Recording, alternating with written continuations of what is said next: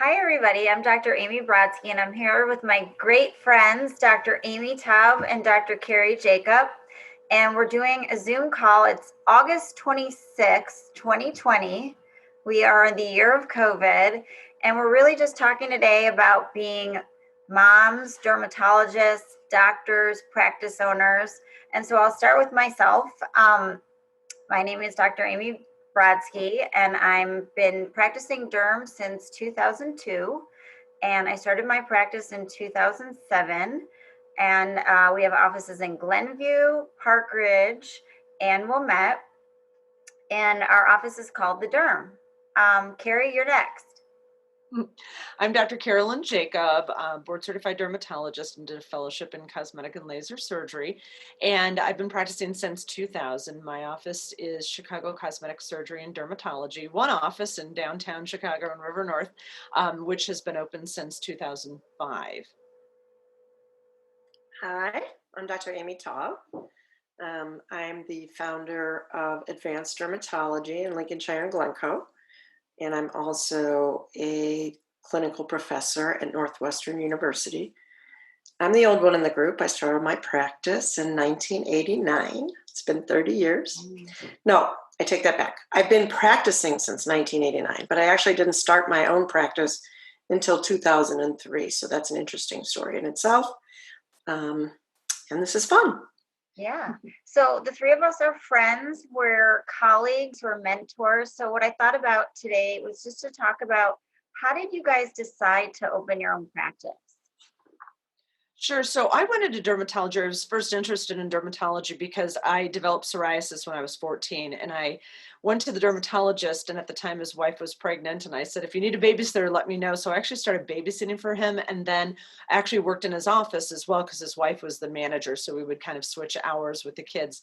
And that got me very interested in dermatology because it looked like a really good specialty to be able to do a lot of things with your hands, see a lot of different age groups of people, but also maybe have kind of a more 8 to 5 job and get married and have kids, which was a big part of my plan back then. Little did I know that getting married and having kids part wouldn't happen until much later in my life, but I've never regretted a moment of my choices. I also got into my derm residency because of his helpful recommendation when I was interviewing. I did the same residency program that he did. And so it was really kind of cool to follow in his footsteps, almost as like my second dad. And then during my fellowship, my staff and the physicians at Harvard decided 3/4 of the way to open up their own practice. So I kind of watched what they did in actually building out an office. I helped Jeff Dober push a laser across Route 9. This is probably illegal, but that's what we did. I helped put together the office and did all the everything was paper back then, but filing things and organizing things, because that's one of my fortes as a Virgo. And so I kind of watched what they had done and was very interested in having a practice similar to theirs. And you have to start somewhere. So I took on a job in Chicago, loved the people, but it just wasn't exactly the right feel for me. So I ended up doing my time as an independent contractor to make some money to then be able to open up my own practice, which is where I have landed since 2005. And one more step further, apparently I love build outs because I then just moved my practice, same practice, just one location, not like you guys, 2 blocks away from my old practice because we needed more space. So if anybody needs any expertise on HVAC systems or where to put the outlets, et cetera, I should know it all by now. What about you, Amy? Well, I went into practice. I was thinking about starting my own practice initially. And I was going to share an office with an internist that I was friends with. But I decided not to. I didn't have the guts. I didn't really have money. And I really didn't have, I think I was a little scared. So I just didn't do it. I took a job that I'd been moonlighting at. That was a really good job, a great dermatology practice.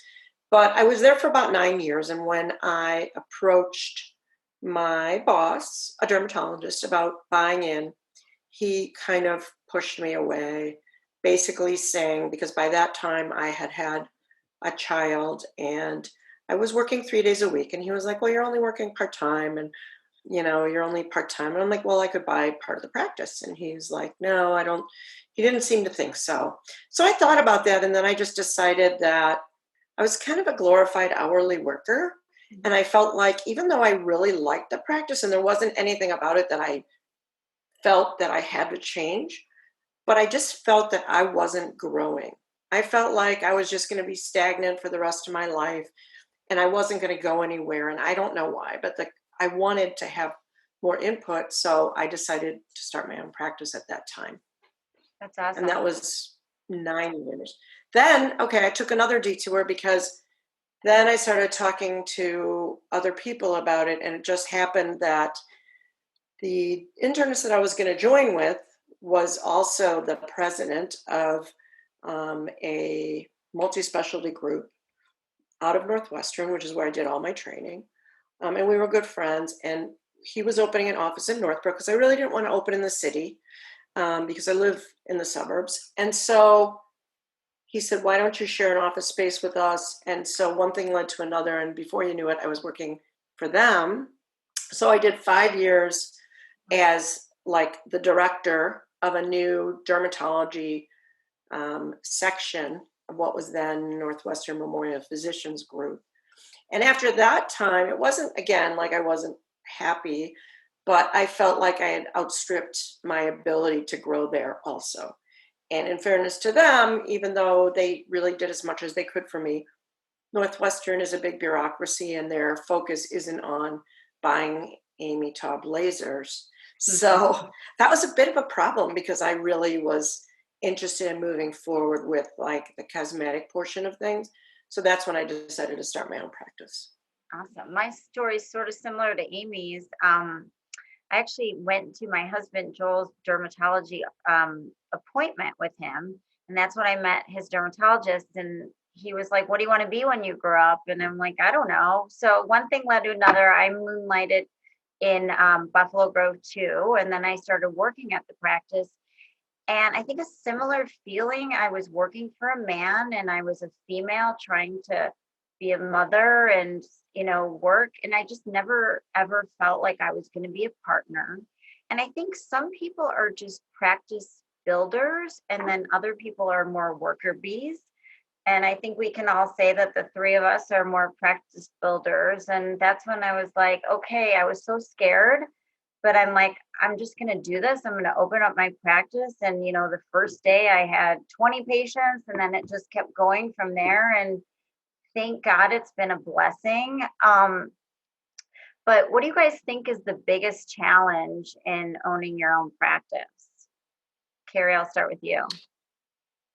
Well, there's a lot of challenges. First of all, you have to understand that it's a 24/7 job, and I don't think that anybody who doesn't own a practice understands how much work we put into it. Totally And agree. so when there's a lot of people that are say, well, I should be, I want to be a partner, or maybe I should ask my boss if I should be a partner. I'm like, you got to understand that being a partner means you're going to be doing all sorts of work. I work till 10 o'clock at night sometimes because I have to go home and help out with the kids and put my kids to bed. But I think there's just you really have to want to, you have to love it. You have to absolutely love it and be 100% in and not be cynical about the amount of time that it takes you, because it kind of becomes your other baby, if you will, besides the babies or fur babies or whatever babies that you might be talking about that you already have. So I think that you just absolutely have to love what you're doing. And you're right. Don't be afraid. It's more about being confident in knowing that, if you build it, they will come, was always my joke. Yeah. So that obviously from the movie, but I think that that's the important thing to know. And of course, we all had bases where we worked for a few years first. So there were patients that followed us to our other offices, et cetera. So that made you a little bit more comfortable, but people find you and you get a good reputation, et cetera, and people find you. I think that one of the hard things about being a business owner is that I'm a mom to 3 really young kids right now. Again, having started that marriage and kids thing really late in life. So it's a little difficult having 3 little ones. And when I go home, I have to turn off everything, just be with them until they get to sleep. And then I go back to doing the work that I need to do. And I think that for me, that works. And I hope to one day be as lucky as Amy, whose son is going into medical school and all that good stuff, who's interested in medicine. Possibly if someone was interested in dermatology too, that'd be wonderful. But my girls are 7 and my son is 5. So they're fascinated with Operation Ouch, which is a video thing that you can watch on YouTube. It's very cute. But I think that that's kind of being the business owner, is that I can't let go of any of the business stuff, even though I want to be with my kids. If something comes up, I have to take care of it. And of course, with COVID, that's brought on a whole new set of challenges, et cetera. Amy, what do you think the hardest part of owning a business is? Wow. Carrie said it pretty well. I mean, at different times, it's something different. So, the easiest answer is to say it's the staff, because dealing with people is always very challenging. I was going to say that, Amy, but I was going to leave it to you. They don't always have the skill set or the vision that you have or share your enthusiasm. But I'm not going to lead with that. And the reason is that I did have my issues with staff for many years. And that's not to say everything's perfect now, but honestly, I think the biggest challenge for me over the years has been growth. We have grown so much. I didn't, when I started up, really intend to grow. I really didn't have a vision. I just thought, I'm going to open up this practice and that'll be it. I'll be in this. I didn't even think, it wasn't like I was thinking, oh, I'm going to open this big practice and then we're going to have different offices. Nothing of the sort. So I think that the challenge was growing it. That was very hard for me. The learning how to delegate, the letting go of the fact that I remember one night walking home, leaving the practice, and all the rooms were filled. And I could see the patients coming and going, and I didn't know who any of them were. And I was like, this is really strange. Yeah. So I learned to live with that. And then over time, I would say running the practice has actually become easier for me, mainly possibly because of experience, and possibly because I think over time I've been able to really get some great middle management employees that really do share my vision, and they take so much of the burden away from me.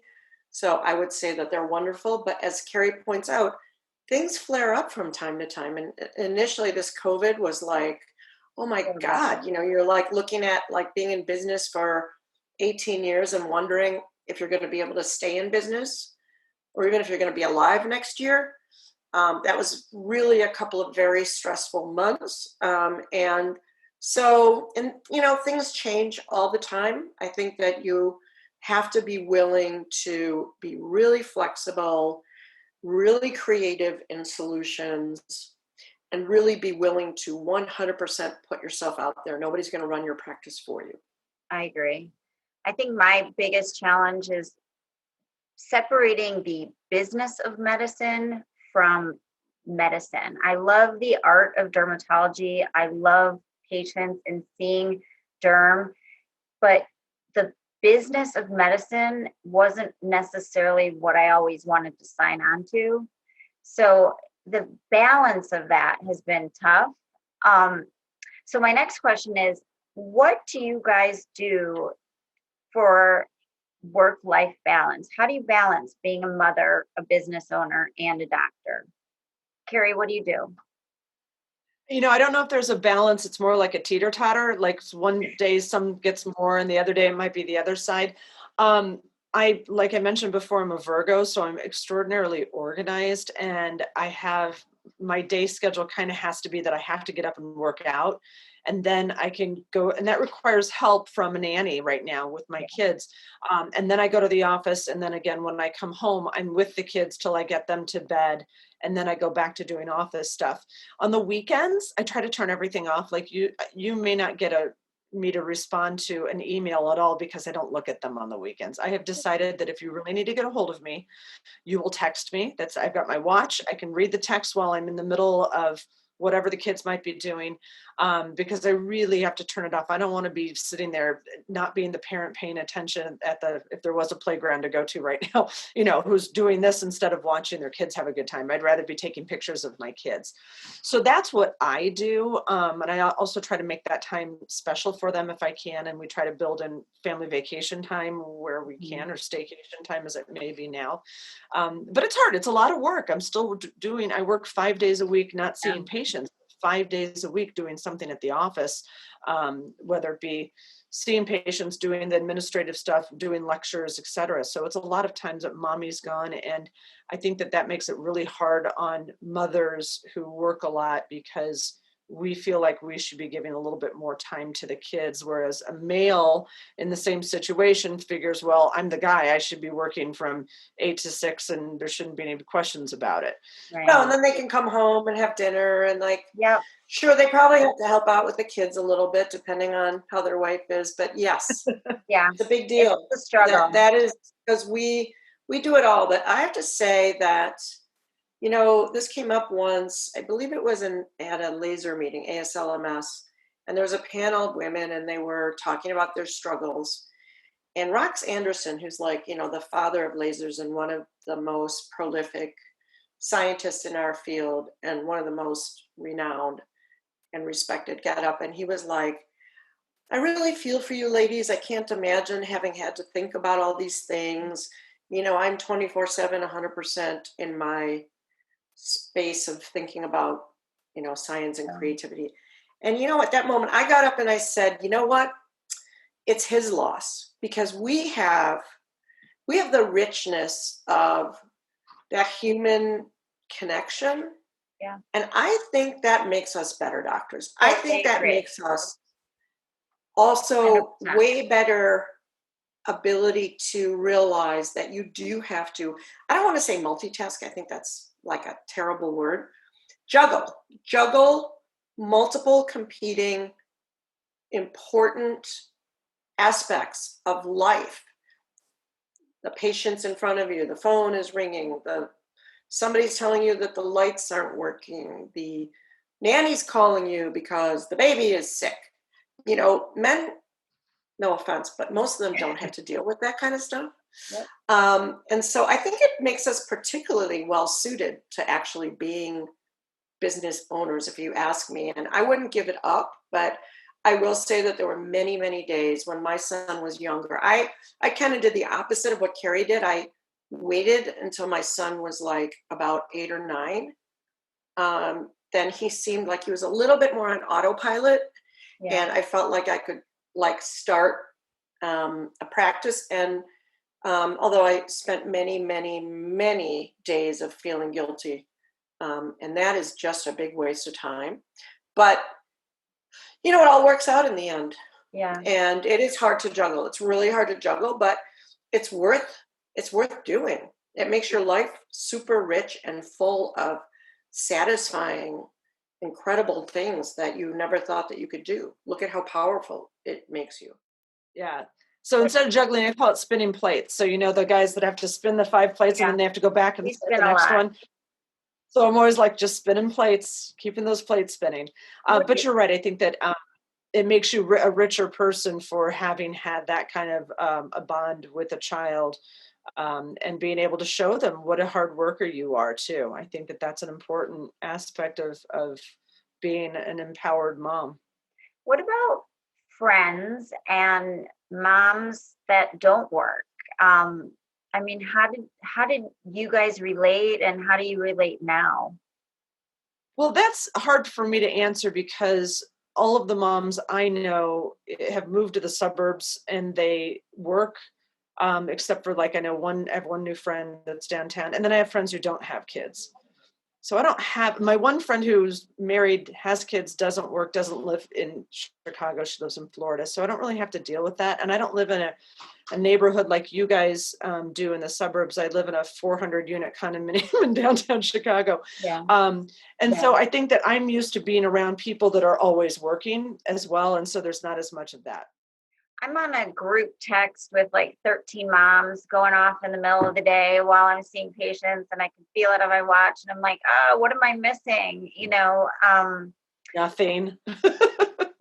I know. And now more than ever, at least I have something to come to and I have a place to go. And I'm so fortunate that I have that. I feel bad for people that have a career that they've left their career to stay home. And I feel bad for people that, don't have a career, but that is a choice and that's a decision. And it's just not a decision for me. But that being said, there's always a day that I feel guilty. There's always that underlying guilt and slight jealousy, but I know in my heart of hearts that that's just not for me. But I Amy, think I I love think that your advice. I think that I think the one thing that I do feel like I'm missing out on is more friendships, Mm-hmm. because it is hard to nurture a lot of female friendships when you have to give to your children, you're running a business, you're a busy doctor, and you've also got to spend some time with your husband. Right. So that, it does make it a little more difficult. And so the socializing is much more through couples. And so, that does limit your girlfriend experience. My girlfriends are actually from meeting kids of my son. Yeah. And I was very fortunate because when my son was really little and he went to preschool, I was standing outside the room the first day, wringing my hands because I was so nervous. He was only 2. And this woman came up to me and said, "You want to have coffee with us? We're going to coffee." And I'm like, "I don't know if I should leave him." And they were like, "Yeah, come to coffee. They have our cell phone and they'll call us." So I went, and it turns out that they were all professional people. Like, one was a pharmacist, one was a lawyer, one was an accountant, and they had started this, professional women's play group. And so every Tuesday evening, we went to somebody's different house, and whoever that house was that would order out dinner, and then the kids would play and stuff like that. So Oh, that's awesome. that really helped me establish a Mhm. group, and that was good. That was great for me. I was very lucky. But I don't have anything, like, I play tennis a lot now, and I play tennis with a lot of people who don't work. And I don't really have a problem with it. Because I feel like it's important for women to not say anything negative about any woman's Yeah, choice. definitely. It's like you can't be ever in anybody else's shoes. So, and you never know what's required of somebody or how they feel about it. Right. So I think that if I had been a stay-at-home mom, that would have been, okay too. I just think that we're kind of try to have the best of both worlds is what we're trying to do. We are Being trying. a stay-at-home mom is much more difficult than being a I doctor. agree. Amen. The I've days had that this whole I'm home, COVID thing, couple days with the kids at home with at-home learning or distance learning, and I'm like, oh no, this isn't going to work. I love teaching, but my kids don't want to listen to me. totally Yeah, agree. because you have no control. You have No, no you're the control. mom. You You're don't not go going to to have a a place teacher. where, like, things are logically done and people listen to you. Right. The kids are just like, I don't care what you think. I You're think I'm the evil. worst mom. I feel like I'm always the worst mom. Yeah. No, you can't think that. No. As long No. as you do your best, be You just loving, have to love caring, them. as Yeah. best you I used to can. think that too. Sometimes I'd feel sorry for myself and I'd say to my son, "Oh, I feel so bad. I'm the worst mom." And he'd say, "Mommy, don't think that. I don't want you to No. think that. You're the best mom," and all this. And So it's just the nice. cutest thing. Yeah. Because And they don't know. your son's going to be a dermatologist. That I'm sure of. No, he has not decided, and He I will. want him only to find whatever his heart finds as a passion. We'll check in So like 5 years. I'm 100% okay with whatever he does. The other thing I wanted to say, which has been so valuable to me, when I first started practicing and I was working for a male physician, it felt so isolating. I was not connected with other female dermatologists. And meeting you guys and the camaraderie that you have and the camaraderie that the other female derms, the Women's Derm Society, has been so valuable to me. And I mean, I feel bad for the dermatologists that don't reach out to other dermatologists and connect and bounce ideas off of each other. And I felt like when I first entered dermatology in Chicago, there was this male competition. There was these competitive practices. And with you guys, I don't feel that at all. I feel like we work together, we prop each other up. And for me, that has been honestly the most valuable friendship I can ask for. So thank you. Ooh, you're You're so welcome. welcome. I think early in my career, I wish I had reached out more. Yeah. And I think that, like if I I didn't have my first year residency, I was the only woman in residency. And that isn't bad actually, because my co-residents were wonderful, and to this day many of them are my friends. But reaching out and having a network of people who do what you do, it is really critical no matter what you do, I think. I do too. Yeah, and Chicago was such a male-oriented derm group. And then Yep. when I started 20 years ago, it started to change. And then obviously, Amy B, I met you when you were a resident and such. And I think part of the thing too is that all three of us love to teach. Yeah. And I think that we find our friendship as being more one where we can lift each other up and help each other with our businesses. And we know there's some crisscross here and there, but there's always enough to go around. Yep. And it's not about competition. It's about trying to help each other be the best that they can be. And I think that's part of our Midwestern nature as well. So I'm very thankful for that. And I am thankful for the women that work with me too. I've got Dr. Pritzker and Dr. Fine, who are both mothers, they have young kids. And so it's nice for me to have somebody nearby to relate with the exact same kid issues that they have. So that's been helpful. But just trying to sort of lift everybody else up who is a female dermatologist, because we know how hard you work as a mom, as a dermatologist. And then if you throw in the trifecta of being the business owner too, it's pretty impressive. So thank you guys. Carrie, you've been instrumental in that, because you've allowed some women to practice in your practice who have needed to have a home, whether temporarily or permanently. And kudos to you for that. Yeah. I think that's Carrie, you're I've really amazing. been Amazing. super impressed by that. Me too. And I think I have learned, I think I used to be more competitive when I was younger. And I've learned that it's a lot more fun to have allies than I to agree. have. Yeah, to- it's lonely. it's- It's lonely if you don't. I think Yeah, I mean, who cares if somebody thinks you're the greatest? It's a lot more fun to have friends than it is to have people who respect you. It's a lot I more fun agree. to have a hug from your son.